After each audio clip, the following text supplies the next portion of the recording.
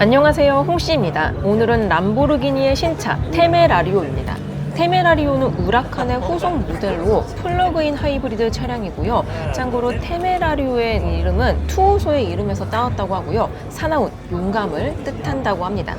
사실 이 람보르기니 테메라리오 같은 경우는 작년 3분기에 해외에서는 선 공개가 되었었고요. 국내 시장에서는 첫 물량이 하반기부터 순차적으로 인도가 된다고 합니다. 그리고 아벤타도르의 후속 레브엘토처럼 미래지향적인 디자인과 플러그인 하이브리드 전기 모터 시스템이 결합이 됐다는 게 가장 큰 특징이지 않을까라는 생각이 듭니다. 그리고 한국 시장에 공개가 된 초록 외장 컬러의 테메라리오는 알레메리타라고 별도의 특화 트림입니다. 즉 뭔가 이제 스포츠 패키지라고 생각을 하시면 될 것 같은데요. 사이드 스커트와 리어 디퓨저, 공기 흡입구와 티타늄 머플러, 카본 림 등 경량화가 되어 있습니다. 그리고 경량화가 되었기 때문에 가속감도 좀 더 빠를 수가 있고요. 또한 다운포스도 좀 더 증가가 되기 때문에 제로백에도 유용할 수가 있습니다. 일단 행사장에 많은 분들이 취재를 하고 계시기 때문에 좀 약간 복잡할 수 있는 점 유념해 주셨으면 좋을 것 같고요. 일단 이 외장 컬러 같은 경우는 총 400종을 고를 수가 있다고 합니다. 보통 이런 프리미엄 하이엔드 브랜드 같은 경우는 인디비주얼 오더 방식으로 차량을 출고를 합니다. 즉, 내 차량의 외장 컬러부터 옵션, 실내 스티치, 가죽 소재 등등 모든 것들을 오너 맞춤 형식으로 제작이 되기 때문에 물론 제작 기간도 오래 걸리고요. 그만큼 가격도 비쌉니다. 아무튼 이 차량 같은 경우는 벌디 머큐리우스라고 이 테메라리오 알레게리타의 전용 컬러라고 하는데요. 포르쉐에 들어가는 이런 그린 컬러 있거든요. 그 컬러와 상당히 흡사한 느낌이 듭니다. 일단 전면부를 보게 되면은 바로 이제 이전 모델인 우라칸에서 국내에서는 테크니카가 가장 마지막 모델이거든요. 그리고 실제로 제가 테크니카를 한국에서도 시승을 했었고요. 몇 달 전에는 제가 내몽골에서도 시승을 했습니다. 아무튼 정말 재밌는 차량이었었는데 테크니카와 비교했을 때 헤드라이트부터 주간주행 등 범퍼 모든 것들이 다 달라졌습니다. 그리고 차체 사이즈도 달라졌기 때문에 물론 이런 금연툴도 싹 다 바뀌었다라고 볼 수 있어요. 보통 람보르기니 브랜드에서 세대 변경을 했을 때 정말 완전히 다른 차량을 만드는데요. 마찬가지로 우라칸의 후속 모델이라는 생각이 들지 않을 정도로 정말 신선하고 새로운 디자인인 것 같습니다. 가장 먼저 보이는 거는 바로 육각형의 주간주행 등이지 않을까라는 생각이 드는데요. 람보르기니는 헥사곤의 육각형을 곳곳에 배치를 많이 시킵니다. 그래서 전면부어 같은 경우는 이 주간주행 등 쪽에 적용이 되어 있고요. 그리고 참고적으로 엠블럼도 이번에 약간 바뀌었습니다. 기존과 비교했을 때 크게 바뀌진 않았는데 색감을 조금 더 뭔가 다크하게 바꿨다고 해요. 아무튼 이 육각형의 주간 주행등과 함께 뭔가 좀 더 심플해진 헤드라이트가 적용이 되어 있습니다. 기존과 비교했을 때 라인들이 전반적으로 크게 달라져서 그런지 이질적인 느낌이 드는 것 같기도 해요. 아무튼 헤드라이트도 심플하게 들어가 있어서 시인성은 나쁘지 않을 것 같다라는 생각이 듭니다. 그리고 특히나 이 차량 같은 경우는 알레게리타, 이 스포츠 전용 트림이라고 했잖아요. 그래서 이 아래쪽에 보시면은 범퍼 쪽에 약간 레드 컬러와 함께 카본이 적용이 되어 있습니다. 이게 카본 림인데요. 일반적인 뭐 플라스틱이라든지 다른 재질과 비교했을 때 좀 더 가볍고 강성이 좋습니다.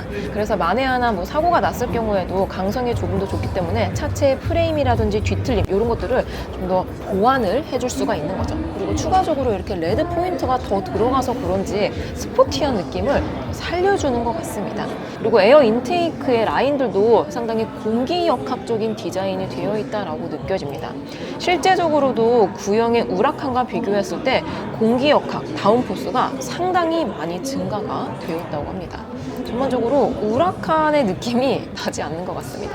그래서 어떻게 보면 약간 호불호가 있을 수도 있지 않을까라는 생각이 들어요. 테메라리오 같은 경우는 전류는 225에 30, 20인치 휠이 들어가고요. 후륜은 325에 30 타이어, 그리고 21인치 타이어가 들어갑니다. 보통 이런 고성능 차량들 같은 경우는 전륜과 후륜의 인치도 다르고요. 타이어 스펙도 다릅니다. 보통은 후륜 쪽에 광폭 타이어라고 볼 수 있는 좀 더 두꺼운 타이어가 장착이 됩니다.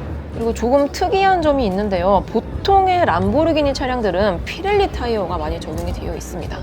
근데 신형 테메라리오 같은 경우는 브릿지스톤의 타이어가 들어가네요. 물론 차량도 달라졌기 때문에 그만큼 최적화된 타이어가 적용이 되어 있을 것 같긴 하지만 피렐리와 비교했을 때 브리지스톤의 타이어는 좀 더 승차감이 약간 좀 단단해지거든요.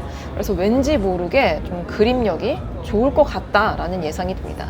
그리고 안쪽에는 이 차량이 시스템 출력이 무려 920마력이기 때문에 잘 달리는 만큼 잘 서야 되잖아요. 그래서 열에 조금 더 유용한 타공 형식의 디스크와 함께 캘리퍼가 들어가 있는 걸 볼 수가 있습니다.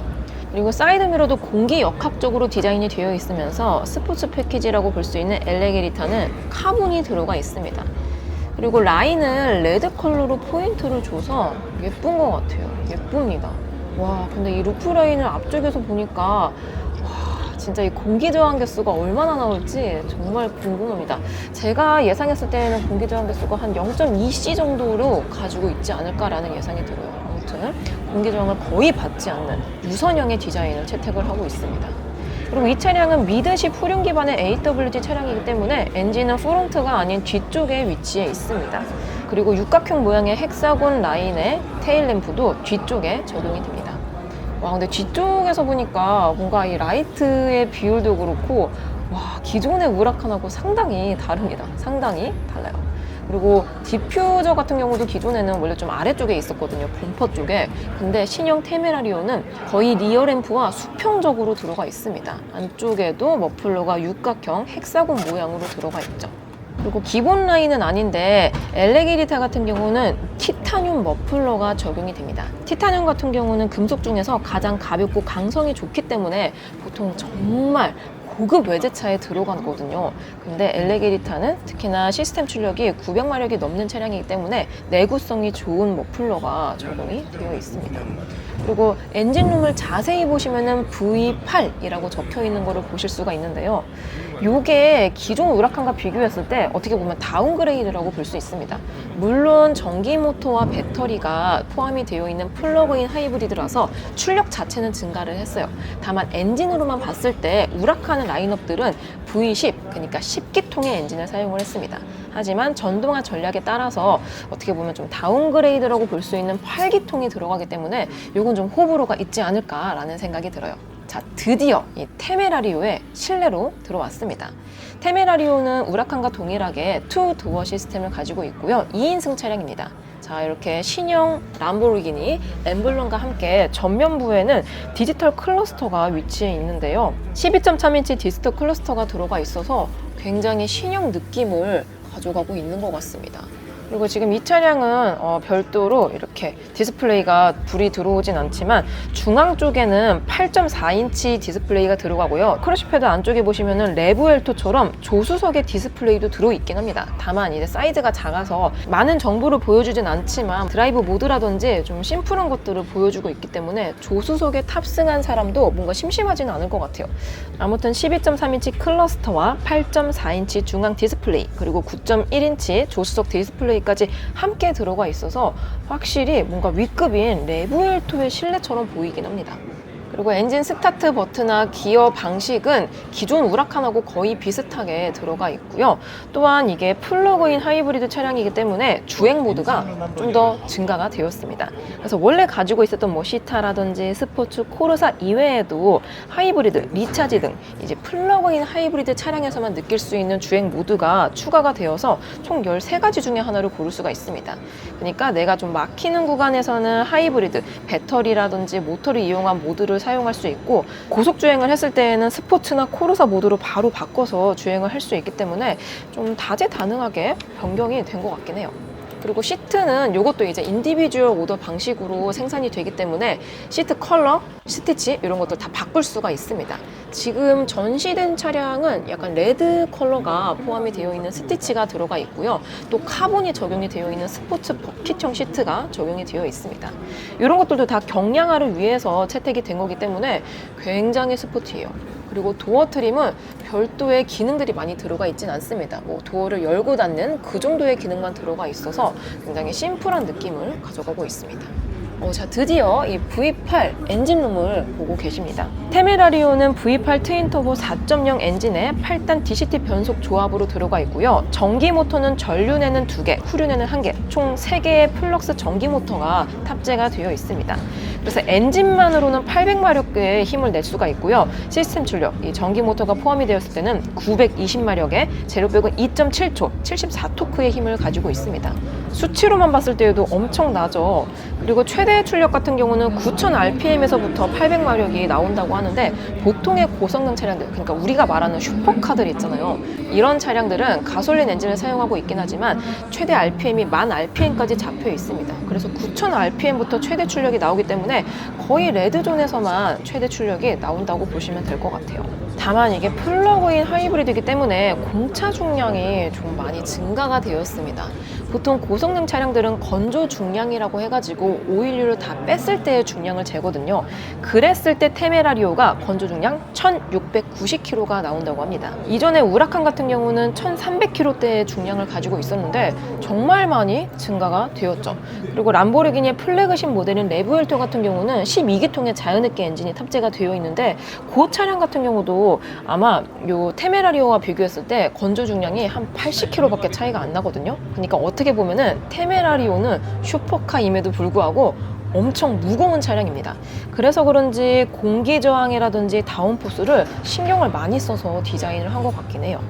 그래서 차량 루프부터 해서 엔진룸이라든지 가니쉬 등등 카본의 사용 빈도가 압도적으로 많습니다. 그리고 지금은 요 테메라리오의 외장 컬러 칩을 보고 계시는데요. 보통 이런 하이엔드 브랜드는 인디비주얼 오더로 생산이 되기 때문에 이 외장 컬러가 상당히 다양합니다. 지금 여기 전시된 컬러 말고도 다른 컬러를 적용을 시킬 수가 있다고 해요. 그린 컬러부터 해가지고 굉장히 다양한 컬러들이 있죠. 그리고 자세히 보시면은 이 광택도 다릅니다. 그리고 외장 컬러뿐만이 아니라 실내 가죽이라든지 안전벨트, 스티치, 기타 등등을 다 직접 고를 수가 있기 때문에 조합하는 재미도 있을 것 같다라는 생각이 들어요. 자, 이렇게 람보르기니 우라칸의 후속 모델 테메라리오를 보았습니다. 새로운 디자인과 함께 플러그인 하이브리드로 재탄생이 되었기 때문에 막히는 시내길에서도 드디어 조금 더 편안하게 타볼 수 있지 않을까라는 생각이 드는데, 다만 가격 같은 경우는 5억 5천에서 6억 정도 한다고 합니다. 한국 시장의 마지막 우라칸은 테크니카라는 모델이 있었는데요. 그 차량의 기본 시작가가 3억 4,800이었습니다. 그러니까 거의 한 2배 가까이 가격이 올랐고요. 또한 전동화 전략에 따라서 고배기량 엔진이 점점 이렇게 단종이 되다 보니까 약간의 호불호가 있을 수도 있을 것 같긴 하지만, 역시나 이런 슈퍼카들은 늘 갖고 싶은 마음이 있는 것 같습니다. 저는 그럼 다음 영상으로 찾아뵐게요. 안녕.